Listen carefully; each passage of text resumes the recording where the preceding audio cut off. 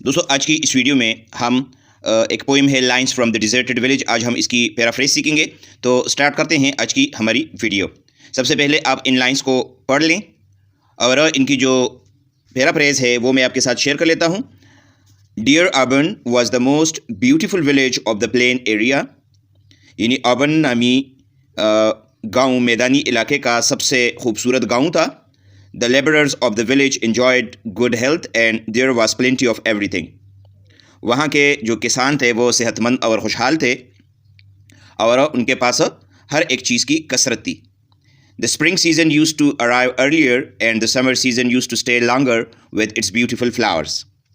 بہار کا موسم سب سے پہلے وہاں آتا تھا اور گرمی کا موسم دیر تک خوبصورت پھولوں کے ساتھ رکتا تھا.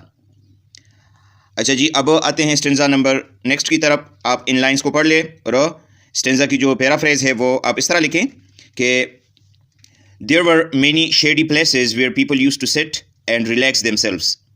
اس کا مطلب یہ ہے کہ وہاں پر بہت سی سائے دار جگہیں تھیں جہاں لوگ سکون سے بیٹھتے تھے. I used to sit there in my youth and different sports pleased us.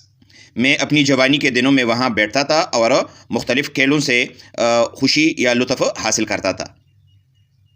I used to spend a lot of time wandering on your green grass. میں تمہاری سرسبز گھاس پر گھومتا رہتا تھا. There was simple happiness which used to make the scene beautiful. وہاں کی سادہ سی خوشی ہر منظر کو خوبصورت بنا دیتی تھی. اچھا جی، نیکسٹ جو اسٹینزا ہے آپ ان لائنز کو پڑھ لیں اور اس کی جو پیرافریز ہے وہ آپ اس طرح لکھیں. There were sheltered cottages well maintained fields always flowing stream and a busy mill running on its water. اس کا مطلب یہ ہے کہ وہاں چھوٹی چھوٹی جھونپڑیاں تھیں، کھیت صاف ستھرے اور اچھی طرح تیار کیے گئے تھے، ایک مسلسل بہتی ہوئی ندی تھی اور اس کے پانی سے ایک چکی جو ہے وہ چلتی تھی. There was a beautiful church located on a near by ہل. ایک خوبصورت چرچ یا گرجا گھر ایک قریبی پہاڑی پر واقع تھا. There were seats beneath the thorny bushes where old people used to sit and talk and the lovers used to exchange their love in secret way. کانٹوں والے جھاڑیاں تھی جس کے نیچے بیٹھنے کی جگہ تھی جہاں بوڑھے لوگ بیٹھ کر باتیں کرتے تھے اور پیار کرنے والے یا محبت کرنے والے چپکے سے اپنی محبت کا اظہار کرتے تھے. اچھا جی، نیکسٹ جو لائنز ہیں ان کو آپ پڑھ لیں اور کی جو پیرافریز ہے وہ آپ اس طرح لکھیں. The coming of a new day often filled me with happiness. اس کا مطلب یہ ہے کہ نیا آنے والا دن جو ہے، نیا دن آنے پر مجھے اکثر خوشی محسوس ہوتی تھی. The villagers would set aside their labour for play. گاؤں کے جو لوگ ہوتے تھے وہ کام چھوڑ کر کھیلنے لگتے تھے. When the working people were freed from their labours they used to play different sports under the shade of the trees.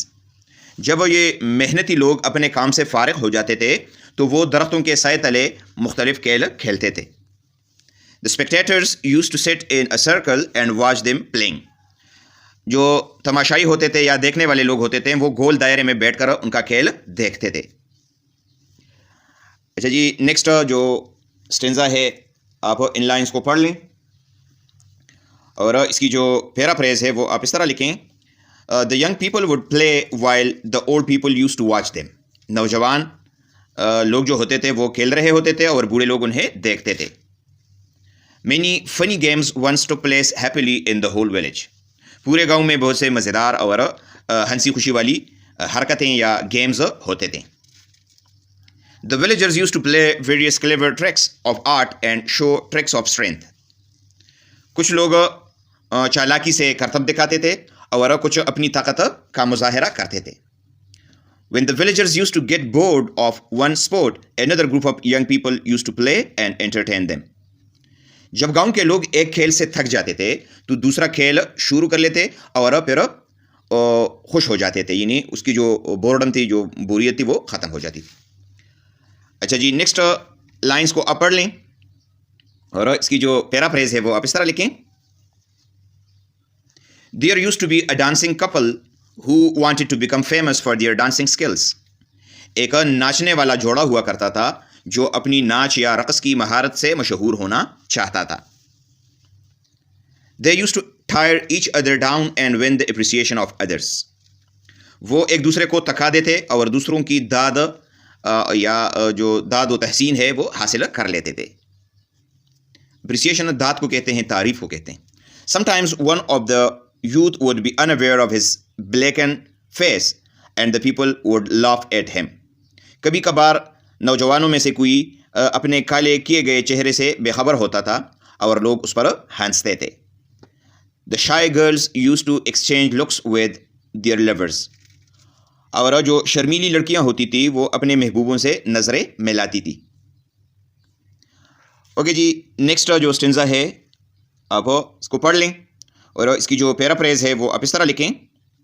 The old woman used to dislike these looks of the young girls. یعنی جو بوڑھی عورتیں ہوتی تھی وہ ان نوجوان لڑکیوں کی اس قسم کے نظروں کو ناپسند کرتی تھی. My sweet village, all these were your beauties. میرے پیارے گاؤں یہ سب کچھ تیری خوبصورتیوں میں شامل تھا. Different sports were played successively which used to please the tired people. مختلف کھیل ایک کے بعد ایک کھیلے جاتے تھے جو تکے ہوئے لوگوں کو خوشی دیتے تھے. Your shady places presented a beautiful look, but now all those charms are no more there. تیری جو سائیدار جگہ تھی وہ بہت خوبصورت منظرہ پیش کرتی تھی مگر اب وہ ساری رونقیں باقی نہیں رہی. چارمز کا یہاں پر مطلب ہے رونق. اچھا جی، لاسٹ جو اسٹنزا ہے اس کو آپ پڑھ لیں اور اس کی جو پیراپریز ہے وہ آپ اس طرح لکھیں. A place، یا ہم اس طرح بھی کہہ سکتے ہیں کہ a country where people start collecting money, then that land and its people soon fall a prey to every kind of evil. ایک ایسا ملک یا ایک ایسی جگہ جہاں لوگ دولت جمع کرنے میں لگ جاتے ہیں تو وہ جگہ یا وہ ملک اور اس کے لوگ جلد ہی ہر قسم کی برائی کا شکار ہو جاتے ہیں. فال اپرے کا مطلب ہے شکار ہونا.